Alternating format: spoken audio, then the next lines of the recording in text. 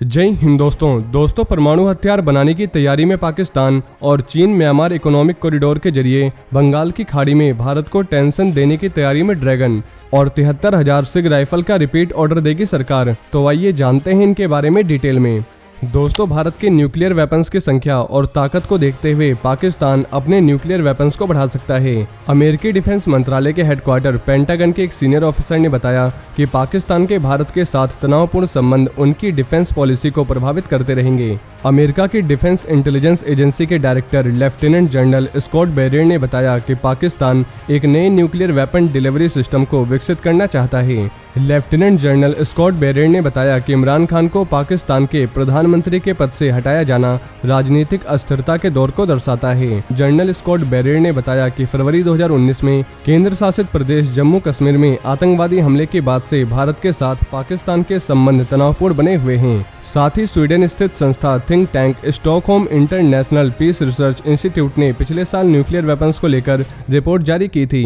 Report के मुताबिक nuclear weapons के मामले में चीन और पाकिस्तान भारत से कहीं आगे हैं, क्योंकि 2021 तक भारत के पास 156 न्यूक्लियर वेपन्स थे, वहीं पाकिस्तान के पास 165 और चीन के पास 350 न्यूक्लियर वेपन्स थे और अमेरिका के पास 2020 तक 5,550 और रूस के पास 6,255 न्यूक्लियर वेपन्स थे।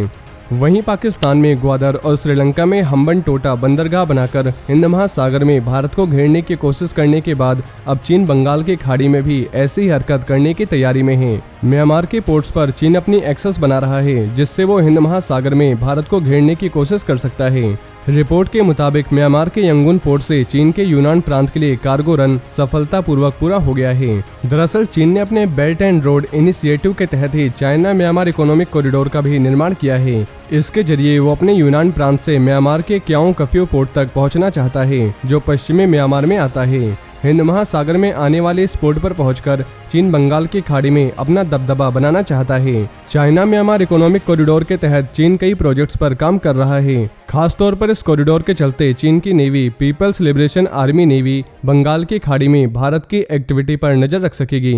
इसके अलावा चीन को अपने ऑयल शिपमेंट्स भी स्ट्रेट्स ऑफ मलक्का जाए बिना मिल सकेंगे। दरअसल हिंद महासागर में चीन लंबे समय से अपनी पैठ बनाने की कोशिश कर रहा है, वहीं अमेरिका और भारत भी इसे रोकने के लिए साथ में कोशिश कर रहे हैं। अमेरिकन नेवल इंटेलिजेंस के मुताबिक 2030 तक चीन के नेवी के पास 67 नए बड़े सरफेस शिप होंगे। इसके अलावा न्यूक्लियर क्षमता से लैस 12 सबमरीन्स होंगी। इसके जरिए वो आसानी से हिंद महासागर में अपनी मॉनिटरिंग सिस्टम को मजबूत कर सकता है। दरअसल चीन ने नेवी को लेकर बड़ा प्लान तैयार किया है। वो अपनी नेवी को इतना ताकतवर बना लेना चाहता है कि 2030 तक उसके पास समुद्री इलाकों को कंट्रोल करने की क्षमता हो। यही नहीं, 2049 तक उसने नेवल ताकत में अमेरिका को पीछे छोड़ने का भी टारगेट तय किया है। और navy chief are Hari Kumar ने बताया था कि इंडियन नेवी किसी भी समय चीन के 3 जहाजों पर नजर रख सकती है, लेकिन अब चीन की बढ़ती हरकतों के चलते भारत को एक नई पॉलिसी की जरूरत पड़ सकती है, ताकि ड्रैगन पर नजर रखी जा सके।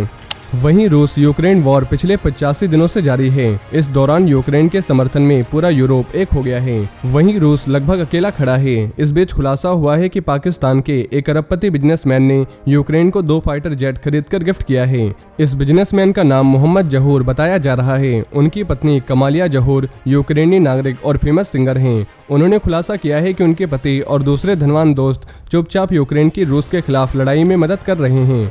हालांकि पाकिस्तान ने पूछने के बावजूद इस पूरे मामले पर चुप्पी साधी हुई है। खलीज टाइम की रिपोर्ट के मुताबिक मोहम्मद जहूर यूक्रेनी अखबार क्यू पोस्ट के पूर्व मालिक हैं। वैसे दोस्तों, ये बात कितनी सच है इसकी कोई कंफर्मेशन नहीं है। कुछ मीडिया रिपोर्ट्स में इसका दावा किया गया है, बाकी कौन सा जेट खरीदा गया है इसकी भी कोई जानकारी नहीं है। वहीं द प्रिंट न्यूज के हवाले से एक रिपोर्ट आई है, जिसमें कहा जा रहा है कि मिनिस्ट्री ऑफ डिफेंस के द्वारा 716i राइफल का रीऑर्डर दिया जा सकता है। साथ ही ये प्रोसेस एकदम फाइनल स्टेज में है और किसी भी वक्त मिनिस्ट्री ऑफ डिफेंस की तरफ से इसका ऑर्डर दिया जा सकता है। इस बार 73,000 राइफल्स का ऑर्डर दिया जाएगा। जिन फ्रंटलाइन ट्रूप्स को पिछली बार ये राइफल नहीं मिल पाई थी, इस बार उनको ये राइफल दी जाएगी। वहीं कुछ दिन पहले एक और रिपोर्ट आई थी कि 72,000 राइफल्स का जो रिपीट ऑर्डर दिया गया था उसे कैंसिल कर दिया गया है। लेकिन अभी की रिपोर्ट के मुताबिक रिपीट ऑर्डर दिया जाएगा। और इससे पहले 2019 में सरकार ने फास्ट ट्रैक के तहत जो ऑर्डर दिया था उसमें से 72,406 716 राइफलों में से सेना के लिए 66,400, एयरफोर्स के लिए 4,000 और नेवी के लिए 2,000 राइफलें थी जो मिल चुकी है। दोस्तों, सरकार ने इसलिए इस राइफल को चूज किया है क्योंकि इसकी रेंज ज्यादा है और 7.62 × 51 mm कैलिबर होने के कारण ये राइफल और भी खतरनाक है। तो दोस्तों, ये थे आज के कुछ बड़े डिफेंस अपडेट। इसके अलावा अगर आप भारतीय सेना से जुड़ी और भी जानकारी जानना चाहते हैं तो आपको हमारे दूसरे चैनल डिफेंस एनालिसिस पे मिल जाएगी, जिसके लिंक आपको नीचे डिस्क्रिप्शन में मिल जाएगी।